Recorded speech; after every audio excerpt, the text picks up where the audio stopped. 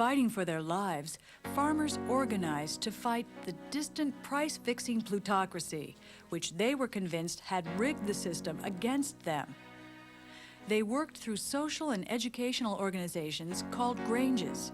Farmers got together to pool their resources in order to fight against what they thought was unfair discrimination from people who bought their products. So rather than sell as individuals to a large number of sellers, they began to form these things called cooperatives, whereby they would pool their product and sell it to the best bidder.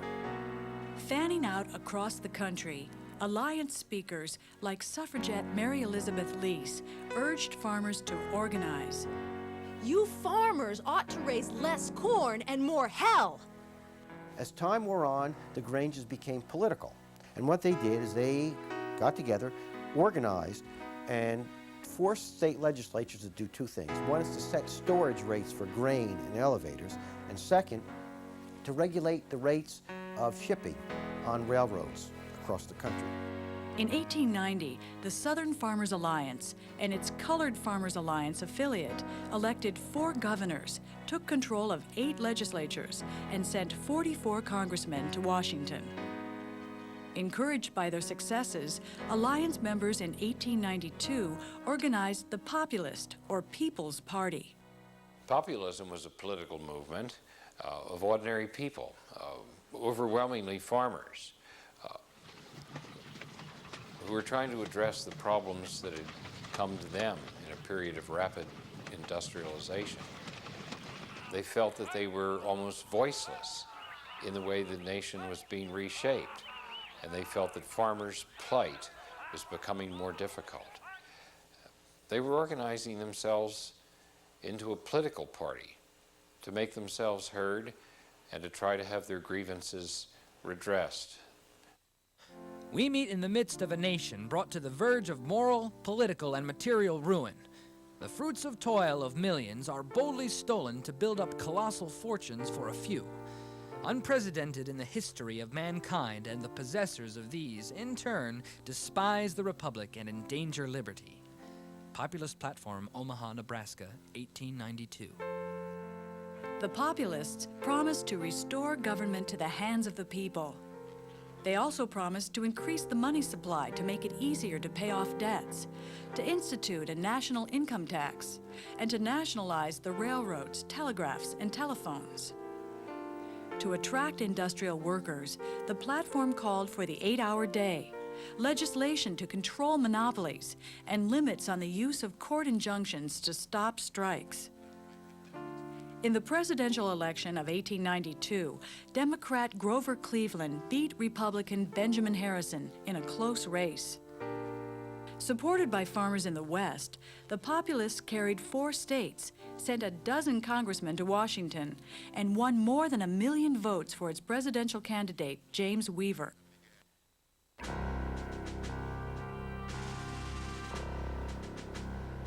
Soon after Cleveland took office, the nation entered into the worst depression in U.S. history. There was a depression that developed. Prices again had been very low. Many workers were laid off. As wages were cut, workers began to see that they again were not going to be able to pay their rent and to pay for food. By 1894, 150 railroad companies had collapsed and dragged 16,000 firms and hundreds of banks down with them. In New York City, more than 20,000 homeless sought shelter in city jails. In Chicago, police stood guard at the train station to prevent tramps from entering the city. Nationwide, millions of families stood on the verge of starvation. Private relief efforts did not come close to meeting the needs of the unemployed. With no aid forthcoming from business or government, workers erupted in protest. 1894 alone witnessed more than 1,300 strikes involving more than 500,000 workers. The most famous demonstration of that depression was Coxey's Army. Coxey decided to protest these conditions and to try to get the federal government to provide some relief to all the unemployed. And he just started marching from the West Coast, and he began gathering people around him as he marched from city to city who became part of Coxey's army. And they did march on Washington and petitioned, not successfully, for government relief for the unemployed. When Coxey finally arrived in Washington that May, rumors of revolution swept through the city. Coxey was immediately thrown into jail, and his followers dispersed. Meanwhile, trouble was brewing back in Chicago at the Pullman Palace Car Company. These people who built the Pullman cars were highly skilled workers. They lived in company town where the houses were built by the company. And when the Depression of 1892 came along, the company had cut wages, but had not cut the rents for the houses. When workers met with him to complain, Pullman fired them. So they struck, asking help from the American Railway Union. When the Pullman workers went out on strike in 1892, they called for the other workers in the American Railway Union to go out on strike, and eventually a major national railway strike developed. It became one of the most important conflicts of the late 19th century because it involved all of the leadership of this new union, the American Railway Union, and Eugene Debs, who was the president of that union. As the workers tried to prevent the railroads from moving, the companies would attach mail-carrying cars to the Pullman cars. And if you didn't agree to carry a mail car, you were obstructing the United States mails. So that went to court. The arrival of federal troops in Chicago on July 4th triggered a riot which left 13 dead and 50 wounded. 7 days later, more than 34 people had died. What had begun as a boycott of Pullman had become, in Eugene Debs's words, a contest between the producing classes and the money power of the country. With business, courts, and federal troops allied against them, the strike collapsed. The leadership of the strike was arrested, and the strike was essentially defeated. The events of 1894 demonstrated just how deep the conflict between capital and labor had grown. They also convinced growing numbers of farmers and workers that to change things for the better, they would have to join together, farmer and worker. Change would come through the ballot box and not the picket line. In the presidential election of 1896, voters had the opportunity for the first time in decades to choose between two very different visions of the United States.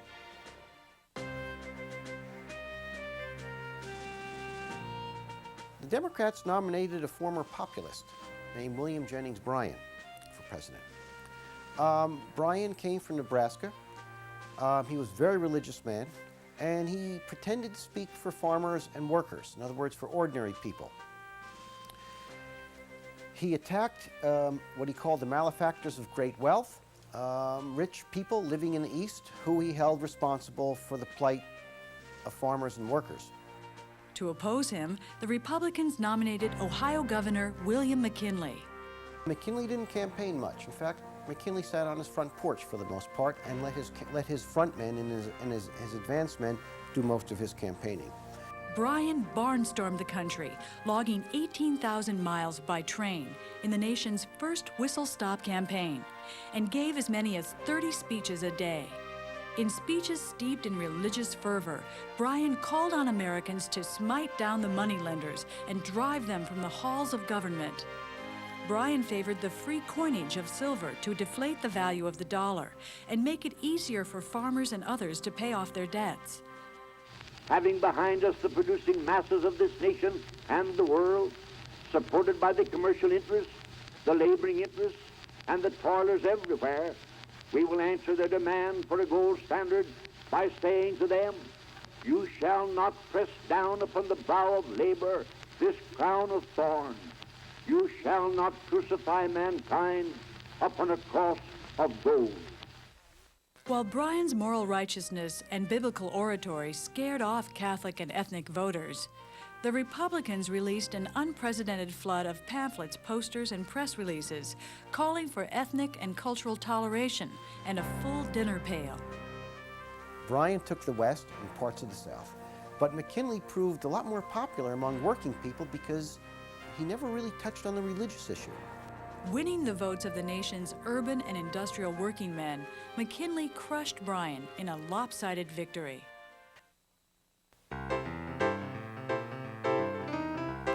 After the presidential election of 1896, the Populist Party faded away as returning prosperity pushed prices higher and U.S. farmers prospered.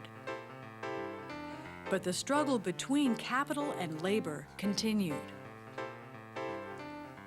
In the first decade of the 20th century, 9 million new immigrants would pour into the United States from Eastern and Southern Europe, in the largest wave of immigration in U.S. history. Samuel Gompers would see his AFL swell to more than 1 million members. Angry workers in the West would help form the Industrial Workers of the World, a radical new labor union that advocated the use of general strikes and sabotage to win worker control of production. The newly organized Citizens Industrial Association would begin a campaign to crush labor unions once and for all, and Eugene V. Debs would make his first of 4 runs for the presidency on the Socialist Party ticket.